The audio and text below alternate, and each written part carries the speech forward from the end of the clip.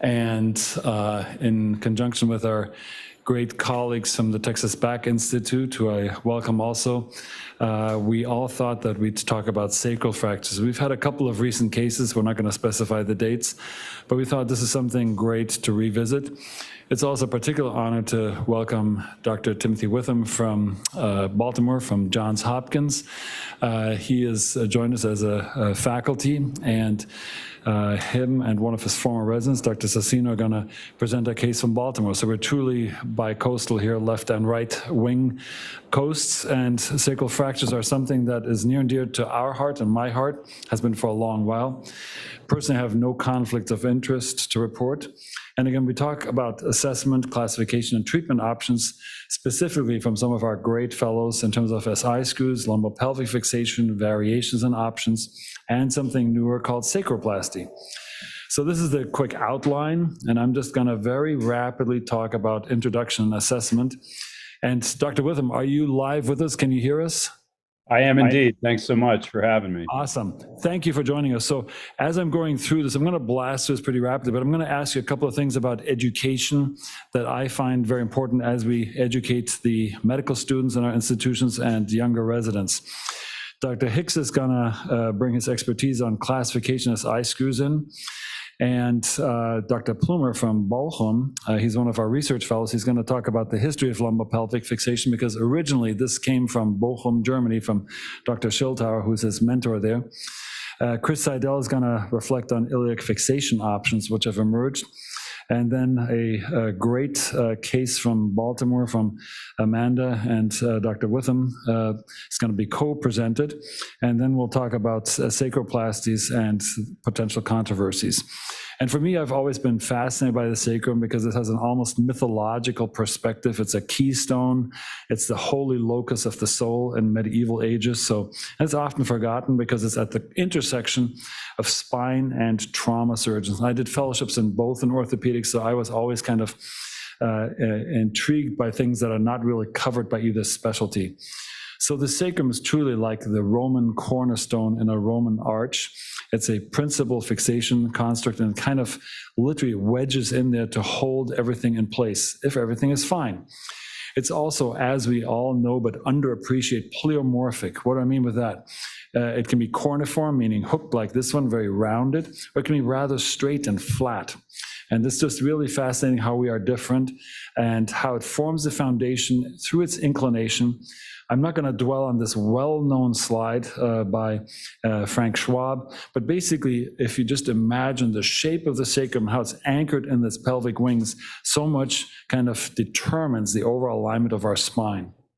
And all of us know the basic premise of it, but if we try to really visualize it on an AP X-ray, what we have to really learn is understand the plasticity, the three-dimensional plasticity of the sacrum.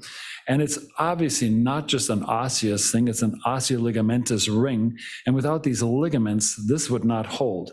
Now, there's actually a construction flaw in this, and that is that the sacrum itself, the S1 segment, the main weight-bearing segment of the sacrum, is not that well attached to ligaments that prevents it from pivoting or sagging. And the crazy thing in our construct is that the sacral ala, the wings on the side, are actually relatively hollow. So this ala on the side, the wings in Latin, are actually not solid, big, robust, bony products, but as we age, they become rather fatty. And so this is kind of a setup for sacral instability when there's some form of a fracture or a pathologic process that detaches the S1 segments from the sacral ala, because there's no true ligamentous check rein in there. And as you'll see in several cases later, this is a setup for failure. So these are the wings of life. And again, this is a failure point. And as we look at the sacral ala in the future, I hope all of you will kind of start looking at these failure points and the hollowness of this and how this is a true setup for failure if there are abnormal forces through trauma or, for instance, post-surgical exerted upon these areas. So this is a full slide, but I just want to point out that the front of the sacrum is full of vascular structures and neurologic structures, including the sympathetic and the parasympathetic plexus. And again, these are a setup for failures, as are the urogenital structures. And in childbearing years, obviously, we want to have the SI joints be flexible. So why bother about the sacrum? Why can't we just let it collapse? Well, this is a case that I treated at Harborview many years ago. And basically this patient's sacrum actually collapsed and propulsed out of her posterior integument. She was obviously a complete and chronic cauda equina patient in rather decrepit state. So we can't just ignore this. This will fall apart even in sedentary patients. Other overlooked entities are, for instance, a Charcot arthropathy, such as seen on top, or oncologic diseases, which still surprisingly are missed for long periods of time, like this chordoma below. But that's a different subject, but it kind of fits to what we're talking about here. For lumbosacral fractures, there are two main entities: high-speed fractures, where there's a polytrauma component to consider, and that's about 30%. Increasingly, we have older patients with or without previous surgery who have sacral insufficiency fractures that, again, present post-primarily, are frequently missed for a prolonged period of time. Now, just briefly on the physical examination, of course, in acute trauma setting, we have to have a primary outlook on hemodynamic stability, and pelvic ring stability plays a major role in this. And we have to be aware of the occult open fractures. In my time at Harvard, you've seen disasters where occult fractures, for instance, extending into the vaginal vault or the rectal vault, were missed. And the fact that the posterior integument can be badly bruised in form of a Morel-Lavallée injury, this is a muscular or fascial deglovin injury, is a very serious injury. And if we decide to cut into this, we have to be very aware of this. Just preempting the management, this is an often forgotten thing and has a significant implication if we do an assessment of the patients. Acute pelvic sheeting is one of those immediate things that all of our neurosurgical and orthopedic colleagues should be familiar with. This is the life-saving measurement measure that my former partner Chip Rout has introduced us. This is a very effective technique of closing an open book pelvis and more or less preventing the unbridled exsanguination of patients. This is a very effective measure, but the problem is obviously that this limits physical exams. You can't just leave this alone. You got to still do your homework. And this brings me to something that is near and dear to my heart. Neurologic exams in medical schools are not properly taught in terms of the rectal exam, which is so important for the lower sacral plexus. There are 4 components. I'm not going to read those out here. But Tim, is this something that you see poorly done in Baltimore, even in the Holy Grail of Johns Hopkins? Because I've never seen this taught at the UW. And when I see in a trauma patient, especially rectal exam normal, it kind of drives me almost nuts. How's that for you guys? No, I would have to agree with you. I think that that's probably an under-taught, underappreciated portion of the exam. So I would agree. Yeah, so this is something that all of us can put our heads together later on. I'm reassured a little bit. It's just something that nobody really likes and usually gets delegated downwards. Again, all of us know the basic x-rays, the in and the outlet views. Dr. Judet from France taught us that. An overlooked thing is the sacrum lateral, an upright lateral which shows us the morphology of the sacrum. It's a very simple thing to get in clinic, especially in postoperative or insufficiency fracture patients, and so simply not well enough understood. It's actually very doable if you kind of look through the shadow differences. We all live by CTs. I personally don't need 3D reformats very often. They can be helpful for osteotomies or so. Tim, is this something that you routinely get in Baltimore? Is this just No, I think that's more for, the radiologists. I would say we do not routinely look at those 3D reconstructions. Yeah, same here. And MRIs are obviously a great thing for stress fractures. Something that I found in chronic radiculopathy patients that's helpful or can be helpful are MRI neurographies. Is this something you like, or do you use those for chronic patients? I use that when I don't know what's going on. Yeah, I mean, I think we all understand the spinal anatomy very well. When the nerves sort of exit the spine and get out into the pelvis, it becomes a bit of a black box. And if there's something that I don't understand what's going on, I might order an MR neurogram. Yeah, so you can see very vividly here the L5 root in this patient with a sacral fracture that was not treated well and that basically pushed into the L5 root, caused an L5 radiculopathy. One test that I find is totally underutilized, especially for sacral insufficiency fractures, is a good old technetium-99 bone scan. This is a bilateral sacral fracture. They're very helpful for me. Of course, you can see them on an MRI scan, but an MRI scan is probably almost too sensitive. So for me, in a question patient, I still get a TC99 because it shows me the bony activity. And again, here's a is typical kind of a sacral insufficiency fracture, where if this is red hot on a bone scan, this is obviously a major problem. If this is in the early stages, this may have therapeutic implications, which we're talking about. And of course, I'm reiterating here, we always want to be able to look through a simple pelvis x-ray and look for these abnormal cortical shadows, such as seen here, metastases, and long-standing oncologic disease like this chordoma can be very easily missed. And this is, again, something that all of us should kind of learn to pick up. So radiographic measurements have been performed and, again, are available nowadays. The key thing to point out is that we don't want to miss the sacral insufficiency fractures. Again, a pitch for the lateral sacral x-rays. And from the neuroanatomy standpoint, we want to know that the S1 foramen has the highest likelihood to be compromised by fractures, because actually the S1 root occupies between 60 and 80% by roots. And again, Dr. Cecina will talk about that in a case with Dr. Witham. S4, very relevant for our bowel, for anal sphincter control, has relatively far more space. Electrodiagnostics, the key thing there, I'm not going to read through this all, is for polytrauma patients, baseline pudendal SCPs can be obtained if you don't have a good anal sphincter exam, and anal sphincter EMG is also helpful as you do manipulations of the plexus, and bladder CMGs and PVRs are very helpful for long-term follow-up in bladder insufficiency patients. Going on to classifications, I'll call upon Dr. Hicks to come up here. And again, we need to have classifications to help us understand the foundational stability, otherwise we have disasters. And so good foundations are important, good classification understanding is important. And Dr. Hicks comes from UAB, from Birmingham, Alabama. And you have your talk nicely prepared. And he's going to illustrate fractures and also talk about something that's very orthopedic that's becoming more relevant, that's percutaneous SI screws. Jimmy, good. Thank you. All right, thank you for the introduction. Just getting started here. No disclosure. So diving straight into classification. Several ways to classify sacral fractures. The Denis classification. Zone 1, 2, and 3 is we're classically taught in orthopedic training, with zone 1 lateral to the foramen, zone 2 through, and zone 3 medial. It's also worth noting if the fracture is complete or incomplete, especially when we're talking about the pelvic ring.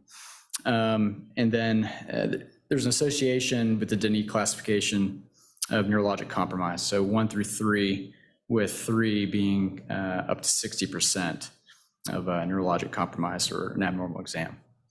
You can have transverse type sacral fractures, best seen in the sagittal plane on the CT, and the Roy-Camille classification or the modification of that helps with classifying this sagittal profile when there's a fracture. U-type, H-type fractures, there can be a T-type when it's more unilaterally associated with the sacrum. But you should always suspect spinopelvic dissociation when you start to see bilateral sacral fractures on your axial CT. Again, that's very critical. And you can see that on this picture here with bilateral zone 2/3 can be spinopelvic dissociation. Moving onward. So we talk about the sacrum. I guess in my training, I was classically taught that for better for worse, the pelvic ring is almost like a pretzel. So if you break it in one spot, you're going to break it somewhere else. So if you see say a ramus fracture, you need to look in the back, you need to look at the sacrum. So there's a close association with sacral fractures and pelvic ring fractures. So it is somewhat helpful to know the Young-Burgess classification system of not only sacral fracture, but also the ligamentous association with the SI joint and instability. LC1 type fractures that we see very commonly in the elderly when they fall. So they have a lateral compression injury that can cause a zone 1 or zone 2 sacral fracture, either complete or incomplete. Those can be associated with the superior pubic ramus, also the inferior pubic ramus, either bilaterally or unilaterally. So that's always something to consider. Comminution is important to assess when you're looking at sacral fractures, as well as any kind of ligamentous disruption. As you can see in this X-ray here, that left L5 TP fracture can indicate further ligamentous disruption of the pelvic ring that needs to be further inspected. And this is especially important when you're looking at a CT with a patient with a pelvic binder on, for example. You can actually see a little bit more. So Dr. Chapman's already touched on this, but the ligaments of the pelvis contribute to the rotational and vertical stability of the pelvis.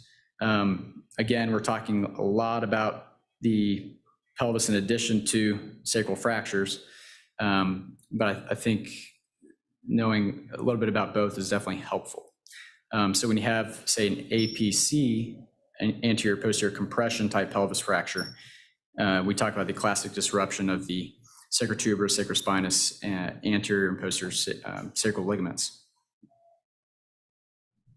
Again, there's a tile classification as well. I include this because when you're disrupting the posterior ligamentous structure near the sacrum is definitely vulnerable. Tile B is rotational instability, tile C being rotational and vertical instability. The AO classification system, again, is useful and is somewhat in relation to the way we would classify the AO spine fractures, where you have an A type where it's more compression, axial load.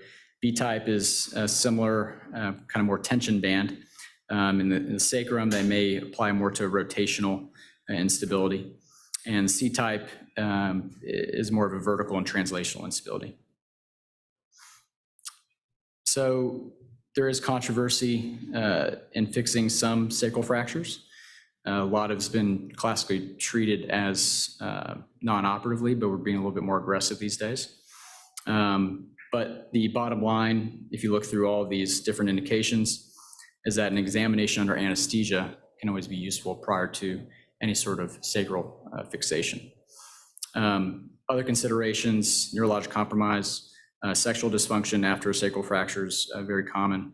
Displacement and malunion in your young patients, dysmorphic pelvis. You study your CT and know if you can do a SI screw or a transsacral screw. Transsacral always being good for purchase in an osteoporotic patient. And again, the EUA is always very helpful. Classic paper, we are always told to look at chip routes, bone tubes, a paper which gives you different avenues of which to place fixation in the pelvis, including the sacrum. And more preoperative considerations prior to sacral fixation. So Foley placement is always very important. It can help with visualization, as well as minimizing the amount of bowel gas when you're going to place an SI or transsacral screw, especially in an osteoporotic patient. It'd be difficult to see the bone. Skeletal traction for reduction can be helpful. The sequence of compression can also be important. Lateral window access, if you need access to the anterior portion of the sacrum while you're getting your screw fixation. Decompression should be considered, and you need to look at S1 and S2 corridors, especially if you have dysplasia.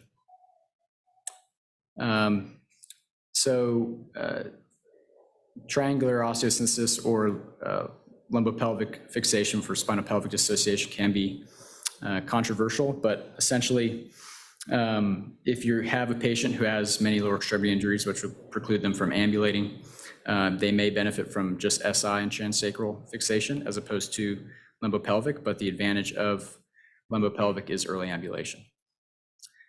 And just a quick mention of percutaneous fixation methods. Classically taught on the East Coast would be starting on a lateral, getting your iliac cortical densities lined up so that you can see the proper safe zone to place an S1 corridor screw. You can also see S2 on the lateral. You need to prevent yourself from penetrating anteriorly, which could lead to an L5 nerve root injury. That's very important to know. Having good inlets and outlets. then altered as you go from across the SI joint and possibly transsacral to make sure you have the proper corridor.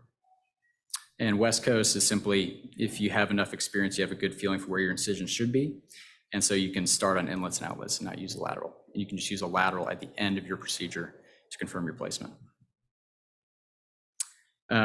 Just a quick mention on percutaneous spinopelvic, which we do a lot of, had done a lot of at UAB. So our sequence would be reduction of the fracture. So we like a lot of hyperextension. We do incisions over L5, percutaneously place those wires. Go ahead and place one side of S2AI screw and place the ipsilateral L5 screw. Go ahead and get the rod in, final tighten to get those tabs out of your way, and then proceed to the other side. That's typically how we do things. Say a special thank you, and of course to the Swedish faculty. So why don't you let Dr. Plumer pull his talk. One question. So Yeah. would you guys in Alabama, and you have to speak in that microphone, Sure. Would you have a patient with SI screws weight bear, or do they have to be on protected weight bearing for a longer period of time? So we typically would make them 12 weeks non-weight bearing, depending on the fracture type. For And our is there a older difference? patients, Yeah, sorry. for our older patients, we might get them walking a little bit sooner, but it How depends on the good fracture are type. you at reducing the fractures? Let's say if S1 is dislodged, like in a Reukamil 2 or 3, how good are you reducing that with percutaneous fixation methods to get an SI screw across? Yeah, so having not done too many of those procedures myself, I couldn't say more than the positioning really helping you. Yeah. You can apply a force through the screws once you have it placed in the S2AI to possibly get some sort of rotation on the pelvis. Good. Okay. But we try to do it percutaneously. So we always had the paradigm at Harvey of 72 hours. That was Doctors Rout and Nork. And after that, it got pretty limited. And anything that's more segmentally comminuted or really displaced, we would not do SI screws. Gotcha. But that's just the Harvey paradigm. That's the West Coast thing. So, Yeah, gotcha. well, thanks for your perspective. Let's move on rapidly in the interest of time. Jonathan Plumer from Bochum is going to talk a little bit about something that his chairman had a bit to do with. Yeah, that's true. I'm Jonathan Plumer, ortho trauma surgeon from the University Hospital Bergmannsthal in Bochum, and a fellow here now at Swedish Neuroscience Institute. And the next minutes I will present on the history of spinopelvic fixation and also end up with a short trauma case.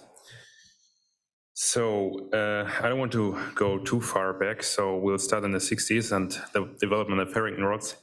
And this is the first milestone toward modern spinopelvic fixation. As everybody might know, this system is based on hooks and rods and allowing for distraction, also for compression. And interesting fact here, maybe for you guys, this system was initially designed for the correction of patients who were suffering from polio disease.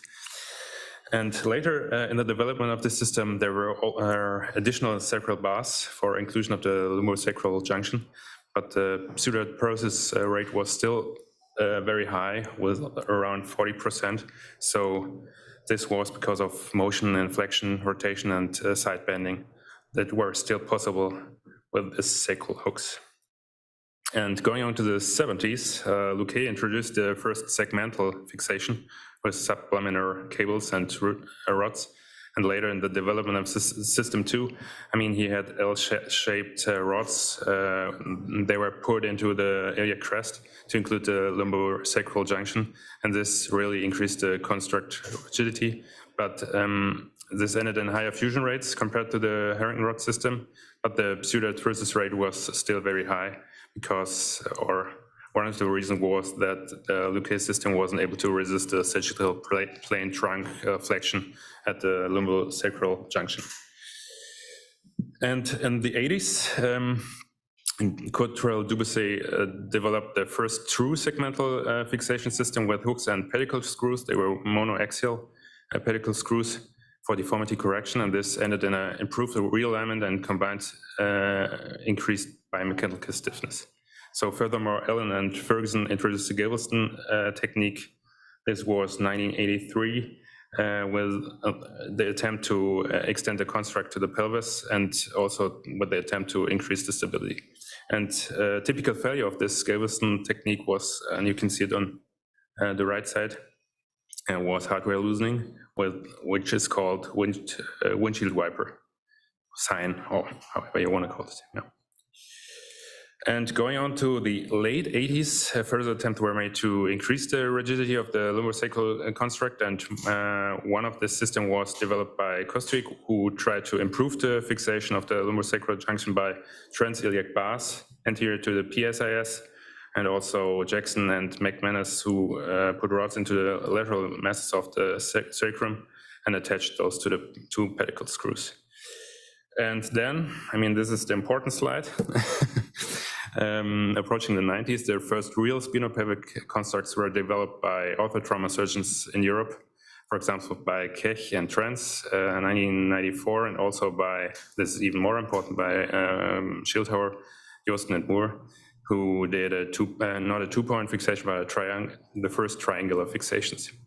And further different investigations were published by Schildhauer and also by Professor and Dr. Chapman on screw trajectories, biomechanics of the construct, and also about further lumbopelvic fixation techniques. And that's how we ended up with the lumbopelvic fixation we do nowadays. This is actually an old picture using pedicle screws instead of long screws for the attachment to the iliac crest. And now let's go on with a quick case. This is an old case of Dr. Chapman back from Harborview. So I don't have a lot of information, clinical information about this case, but this is an 18-year-old male after a motor vehicle accident, and he had bilateral L5 weakness and a zone 3 sacral fracture. You can see his images, X-rays and CT film on the right side. And any ideas, or should I go on what you did? Keep going. Yeah, okay. So what was done? This patient was initially fixed with SI screws, and it was a kind of a heroic attempt to do it, but it ended up in further displacement of the sacrum without weight bearing 4 days after surgery. We can see how the screws were already bending, and the construct failed. So this case ended up in a revision, and finally got a spinopelvic fixation, which looked like this on the right side. And this is actually the follow-up 2.5 years after surgery. This is a comparison of this case. Yeah. Great. So let's look at iliac fixation. I think Chris Seidel, and then we'll go to a serious case. Thanks for this very nice survey, Jonathan. We have no questions in the chat room. We'll keep the high energy momentum going, and we're on time again. Chris was just in the OR with me. And Chris is from Pennsylvania, and he has looked at a number of iliac fixation options, which have been made much easier nowadays with navigation. So that'll be one question for Dr. Witham, whether navigation is just the name of the game now. I don't think so, for sure, but you'll see from the case that we're going to present that I think it was quite helpful in that situation, but I think there are surgeons that are very good at placing pelvic fixation without navigation techniques. Great.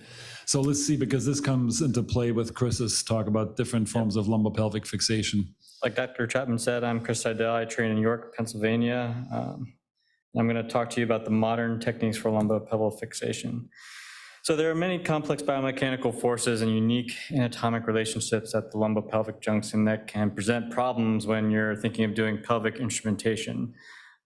Indications for pelvic fixation include unstable posterior pelvic fractures, lumbopelvic fracture subluxations, tumor resections, non-unions, osteomyelitis with significant bone loss, pathologic fractures, high-grade spondylolisthesis, and spinal deformity surgeries. So some modern options that we have are really iliac screws, modified iliac screws, and S2AI screws. And I'm going to kind of give a little bit of a highlight of each one of those. So iliac screws are kind of the next evolution of the Galveston rod that John just talked about. It is the longest track record of the three that I'm presenting today. So it is considered the gold standard. It involves a long screw placed on the inner table of the ilium with a starting point that's at the tip of the PSIS. So some pros and cons for this. It's very strong fixation with a good fusion rate track record. It doesn't violate the SI joint. However, it does require an extensive dissection. It necessitates a rod connector to tie into your implants running cephalad. The implant itself is very prominent in the posterior soft tissue, and this can lead to things like wound complications or wound breakdown, gluteal pain. And there are some reports out there that say that these have a higher rate of loosening, up to 3-fold higher than S2AI screws. So your modified iliac screw, first described by Harrop et al., utilizes a more medial start point on the PSIS, almost subcrestal is what they call it. Allows for a strong lumbopelvic fixation. And you can see here in the image that as opposed to the iliac screw, where the starting point was at the very tip of the PSIS, this is kind of hidden underneath, so it's less prominent in the soft tissues. So some pros here would be, again, strong fixation, high fusion rates. That subcrestal start point reduces irritation of the posterior soft tissues, is somewhat less of a dissection than traditional iliac screws, and it also does not violate the SI joint or usually require a rod connector. However, it is a larger dissection than the S2AI screws, and similar risk to neurovascular structures and interpelvic structures as traditional iliac screws.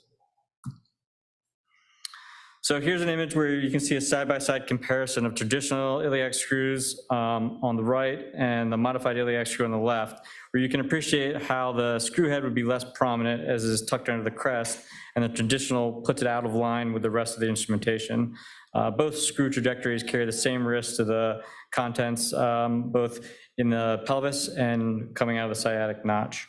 What is that artery called, Chris? That is the vertical one on the iliac crest there. Do you know what that is? The vertical one on the iliac crest. So basically, what's the main artery coming out under the sciatic notch? That's superior gluteal. It's the superior gluteal artery and nerve. And so that's basically the posterior branch of the superior gluteal artery. It basically supplies the entire main gluteus medius area. The anterior branch goes into the gluteus medius.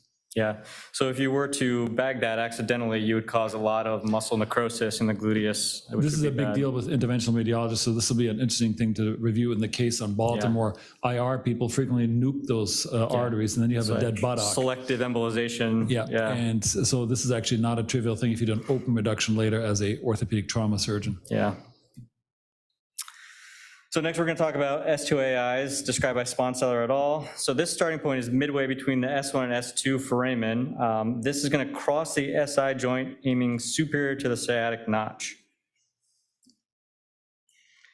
So the pros and cons of this is that less dissection away from the midline, keeps you in line with your S1 pedicle, so it's easy to tie into your cephalad instrumentation.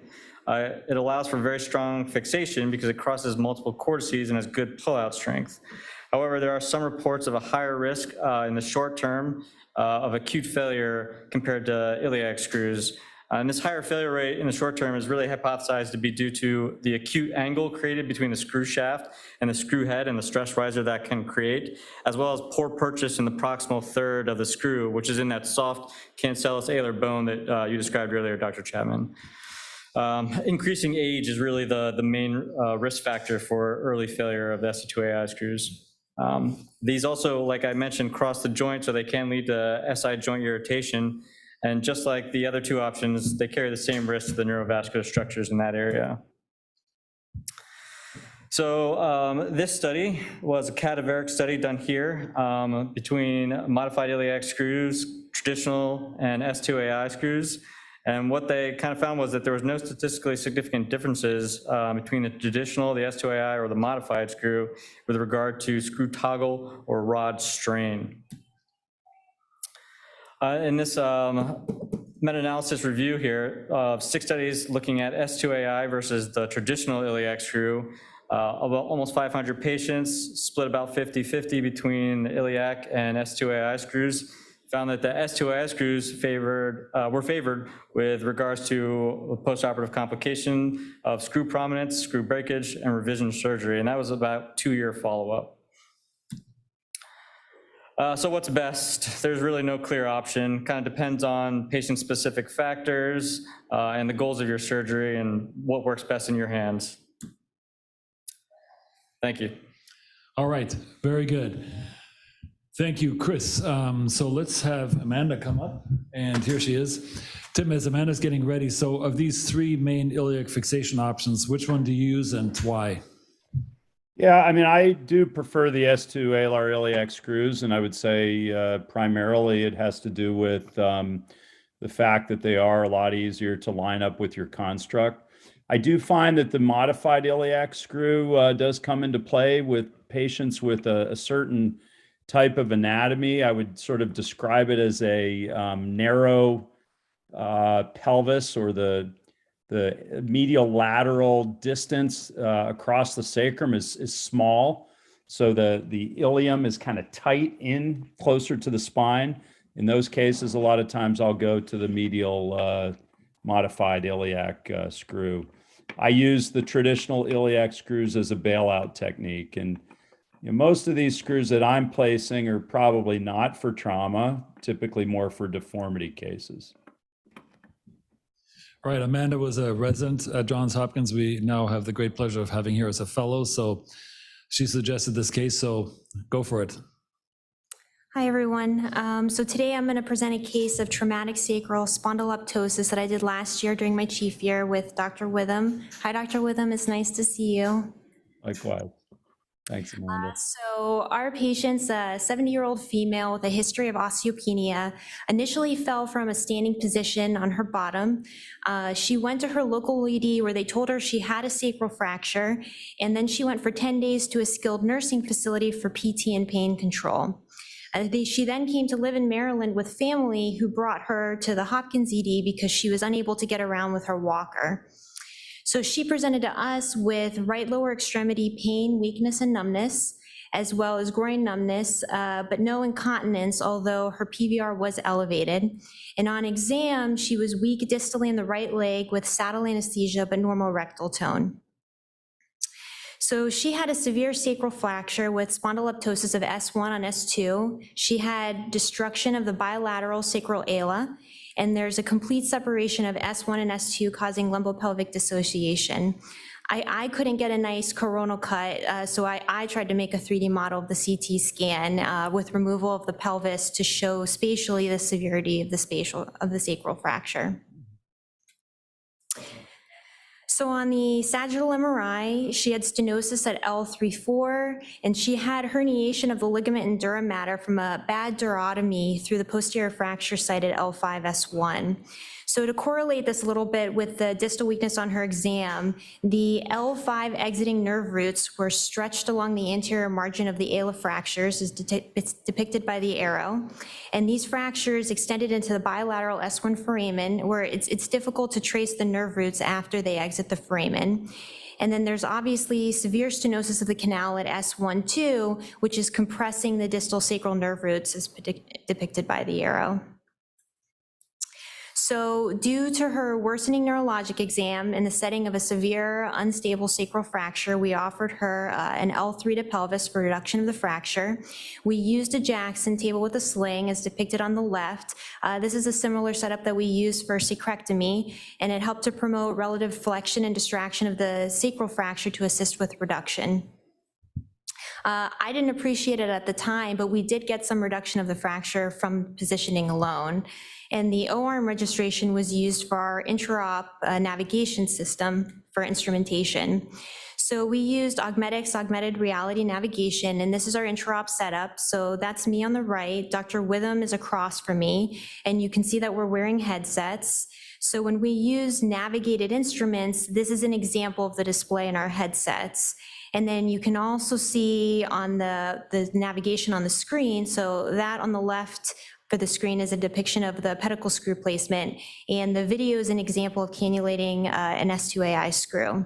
So we cannulated screws from L3, and we did bilateral S2AI screws. So we decompressed L3-4, where I had shown the stenosis on the MRI, and we did osteotomies, type 1, and medial fascitectomies at L4-5 and L5-1. We then placed the screws. We used fenestrated screws at L3 for cement augmentation.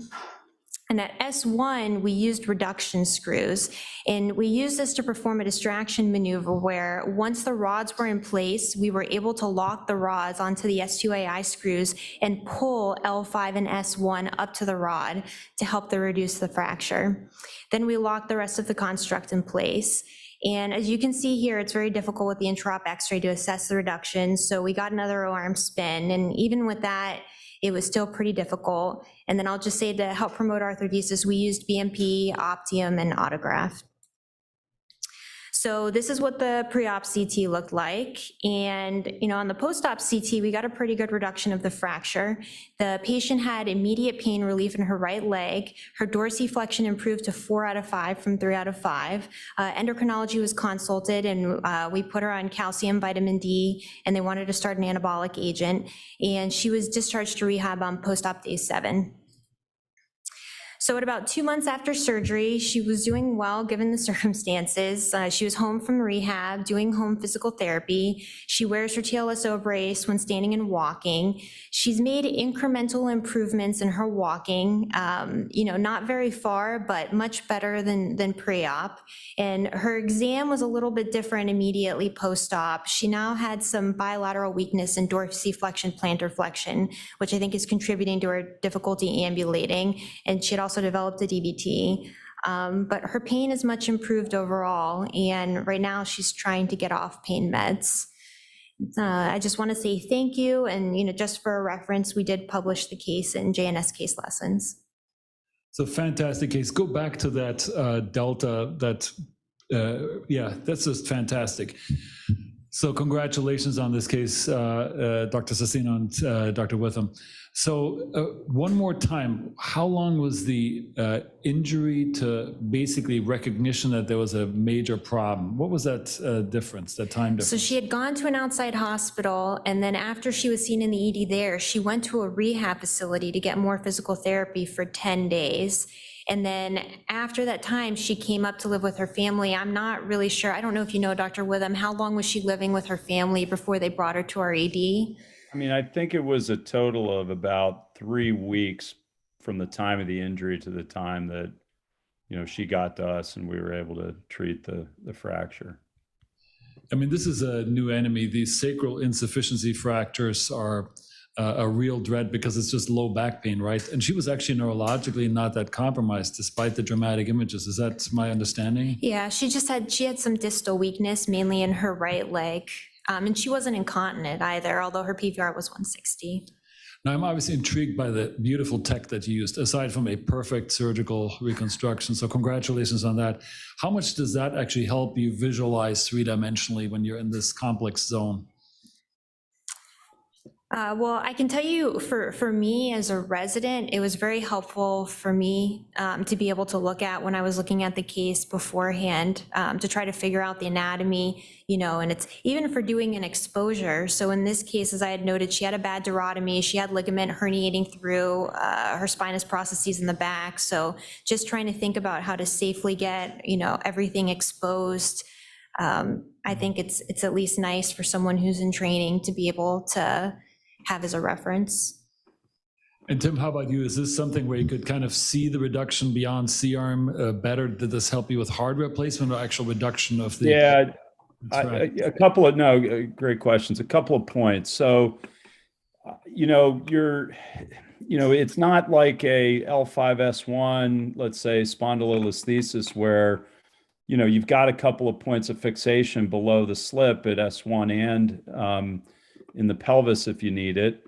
The situation here was that the only fixation that we're going to get is the pelvic fixation. And so I think that, I can certainly place S2AI screws with freehand technique, or, I'll be honest, I don't understand the fluoroscopic anatomy as well as a lot of my orthopedic colleagues do. And, you can bring the fluoro in and do that teardrop view, but what I thought was critical for me in using the navigation was, number one, I wanted to have dual S2AI screws. And a lot of times, let's say if you're doing it freehand, you're not able to get a screw length that's ideal. I forget exactly how long these are, but they were somewhere in the order of 100 millimeters. And we were able to put 2 of them in, and I felt, with really good placement, because that was the foundation for what we were going to do for the rest of the case. We had to start out with getting, really solid pelvic fixation. The other area where I think the navigation was really critical was with the S1, getting S1 screws in. And I think that potentially the fracture could have been reduced without S1 screws, but it would have been really tough. And I can tell you that with that spondyloptosis, I had no idea where the S1 pedicle entry site was without the navigation. And so it looked like, we were working in a hole a foot deep, and having the navigation available to get bicortical S1 screws was really, really critical. The reduction, I would say we were kind of, to be honest, we were kind of flying by the seat of our pants on that one. I knew that, I think a couple things that helped there. One was using the sling to, as Amanda mentioned, we needed to flex that a little bit and distract. Otherwise, if we were extended, the proximal S1 is going to run right into the rest of the sacrum when you're trying to reduce it. So what we're able to do is sort of bend our rods in the position we wanted them. I could get them attached to the upper levels there at, I guess it was 3 and 4. I was able to distract on the rod, and then that allowed me to pull L5 and S1 up to the rod. And it was difficult to get the intraoperative imaging, and we did get some sequential X-rays and things like that while we were doing it. But once we sort of got the rod up, or the screws up to the rod and reduced it, at that point we did run another CT, and it looked like it was better. I couldn't tell if it was perfect. It looked pretty good on the post-op scan, and ultimately the patient's done pretty well. I think it looks darn good. And did you fuse to the pelvis? So did you basically get the iliac crest bonally contiguous with the lumbar spine? Yeah, that's a good question. What I would say is that I did attempt to do that by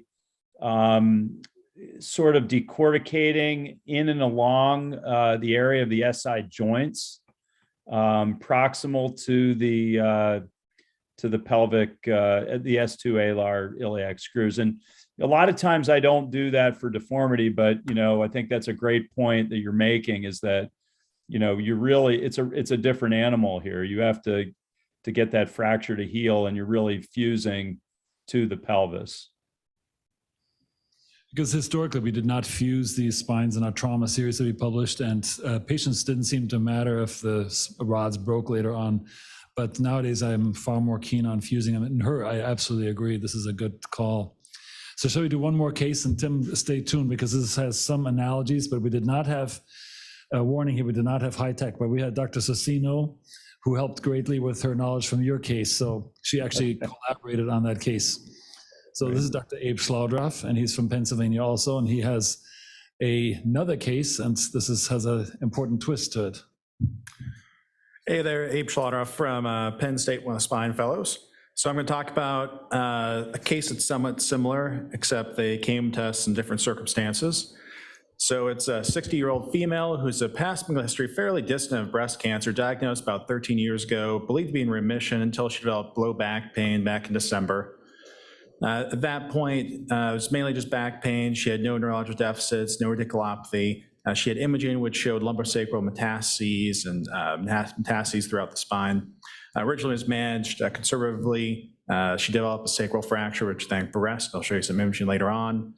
For the sacral fracture, she ended up getting a sacroplasty, which creates more issues before she came to us.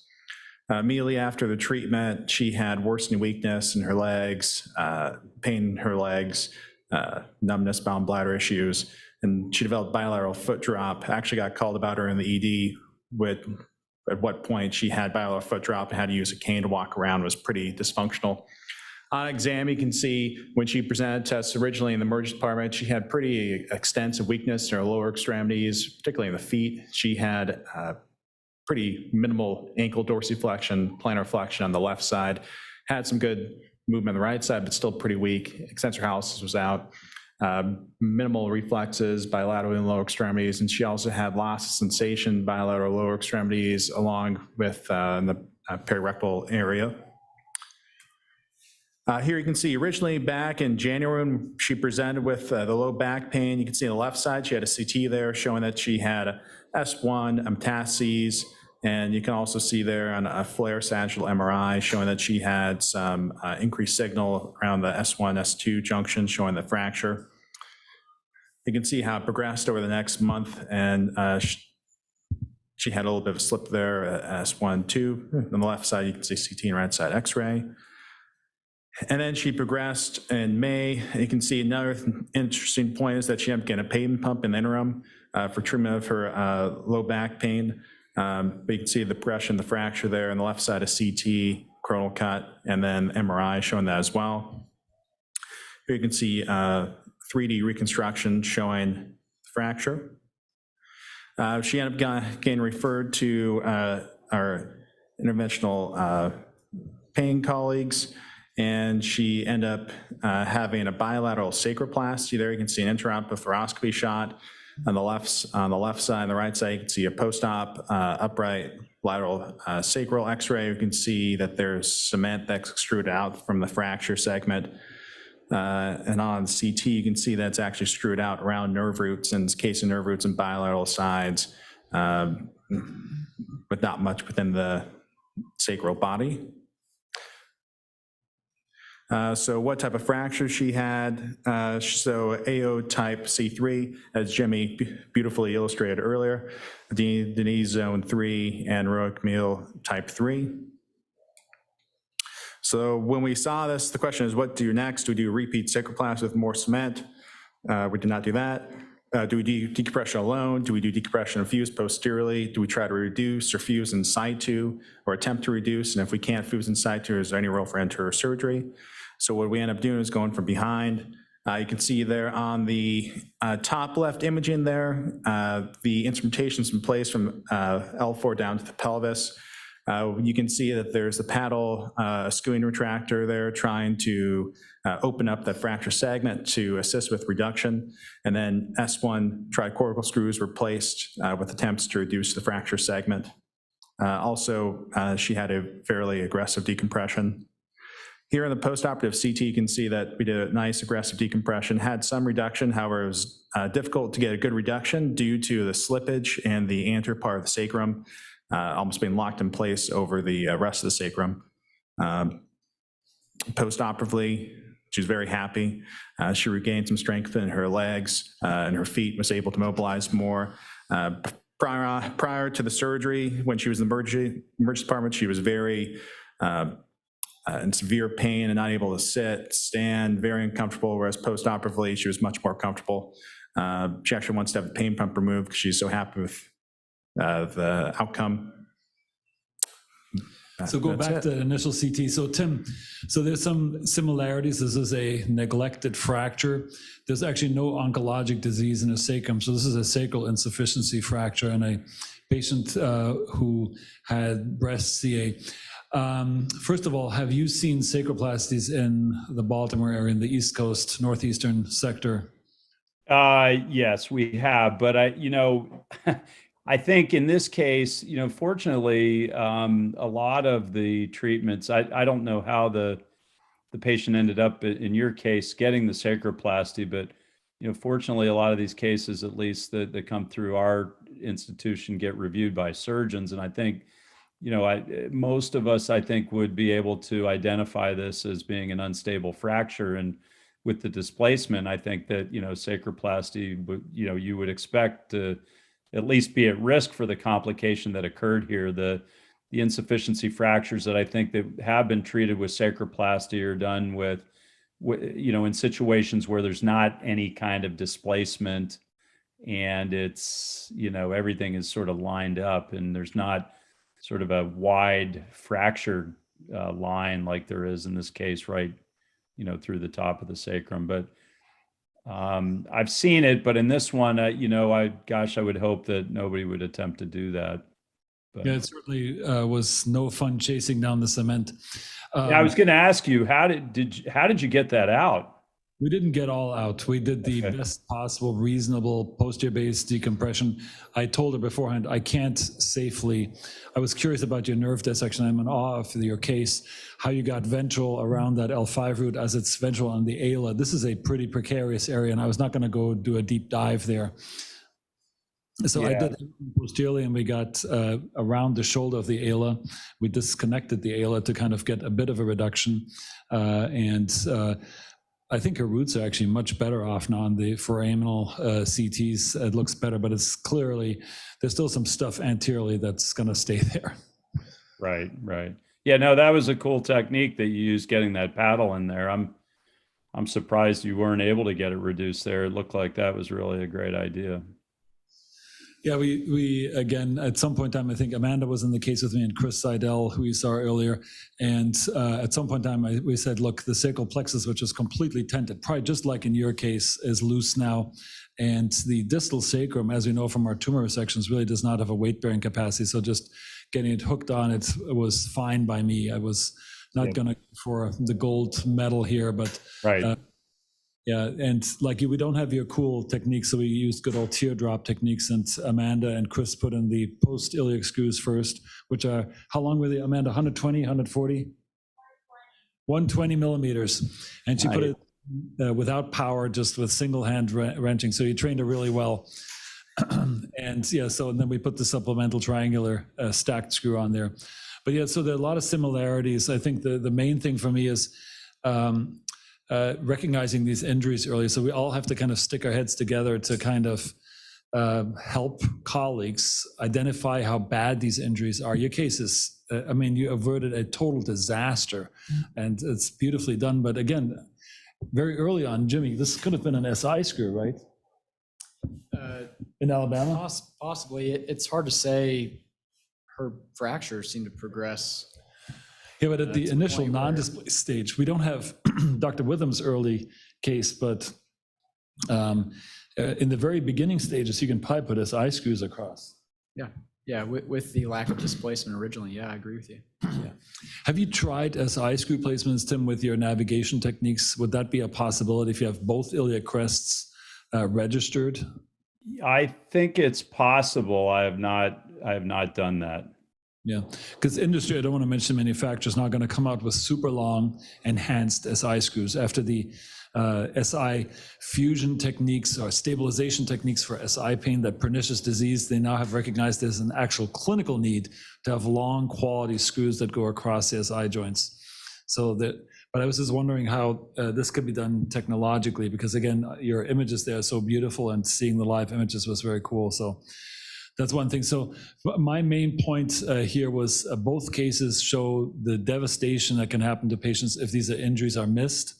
Oh yeah, this is a nice picture. Sacroplasties are something that I still don't know when they're indicated or not. I actually have, I looked for a case or two. We actually had our interventionalist, Dr. David, who works with us, and he's online, he can comment. We had him actually do some sacroplasties, and they were very early on. There was no displacement of the fracture. And so working together, I think, is a key insight, like what you mentioned, and not having somebody just inject around in there. Yeah, one of my colleagues has done it. This was a while back. We did a couple of sacroplasties with a transilio-sacral bar or rod across there to sort of help stabilize it. And I think we wrote up a case of that, but we haven't done that routinely. Yeah. And how high, this lady of yours, this is another thing that I frequently see, she had pathology at L3. How high do you usually have to go? How many levels in the lumbar spine do you have to have fixation in? Yeah, I mean, I think for us, it depends on the case that Amanda presented. I think it sort of depended on the bone quality, and that woman did not have very good bone quality. And you know, I think it also, in this case, I mean, I don't remember what you said about the patient's systemic disease, but she does have an incurable illness and, you know, a terminal illness ultimately. So, you know, you may modify how many levels, but I think L3, L4 normally is what I would say. Yeah. And we try to minimize it. And you saw some trauma cases, especially in younger people, where you do, if S1 is intact, do just limit it to L5 and S1, and then do a 1 or 2 rod construct. This lady, we actually put a quad rod construct in. So I think, right, Amanda, we connected L5 to one pelvis and then L4 to the other pelvic ring. Jens, have you done cases in young patients where you've planned to just stabilize and remove the instrumentation later on after the sacral fracture is healed? So at Harborview, we had the involuntary hardware removal thing where the patients remobilized on their own because we did not fuse them. So they cracked the rods, and we saw it incidentally. And this is what we published also, they did not have any increased pain from those who had fused, for instance, head injured patients. Let me ask our German colleague, Dr. Plumer. And so can you get that microphone? So in Germany, you have a different insurance system. You frequently have to remove hardware. Did you remove the triangular instrumentation in Bochum? For the young patients, we do it. Yeah, we do it not often. I mean, it depends on the pain, but we do it in a lot of patients, but only in the young patients. And how long would you wait until you remove the hardware? I mean, it's a decision. It's a decision that depends on the CT, I think. But I think we usually wait like 1.5 years. One question by Dr. Suslian Fotis. Thank you for dialing in. Dr. Witham, to you, where did you place your reference frame for the screw placement? Yeah, I think for that case, correct me if I'm wrong, Amanda, but I do not think we now have a percutaneous pin that we place in the PSIS, and we're careful to keep it sort of above the area where the out of the ilium where the screw is going to transgress the ilium. So at that time we were using a spinous process clamp that I think we probably placed it like L5 or L4-5, something like that, I believe. L4. L4. At the top of L4. Okay. You got corrected. Amanda said top of L4. She's got it. You can't pass anything by. I'm noticing that all the time. Great. So let's pass on to our Texas colleagues. Sorry, we ran kind of out of time now, but Izzy, Jack, Rick, Scott. Izzy, anything to add? Yeah, the one thing that came out with that last final case is this insatiable desire by others to go into territory where they don't belong. And we're seeing this more and more. This week, I saw a case where a local physician is doing percutaneous fusions, and he's not a surgeon. And this is a big problem.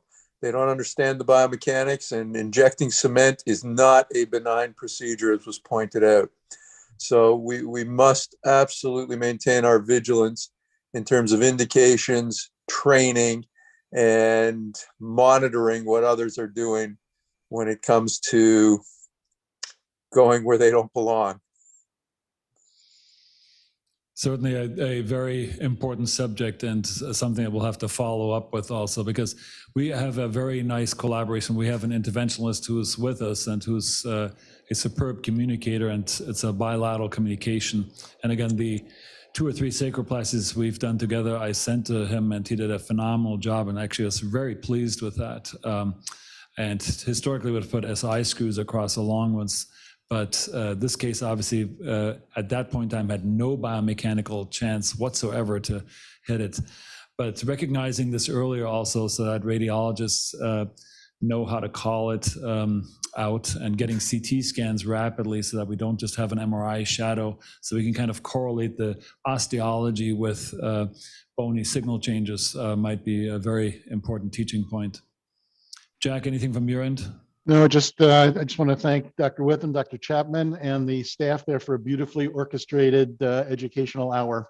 So those of us who don't go where no man has gone before are very appreciative that you do. Thank you. I want to thank Dr. Well Witham. done, guys. Have fun.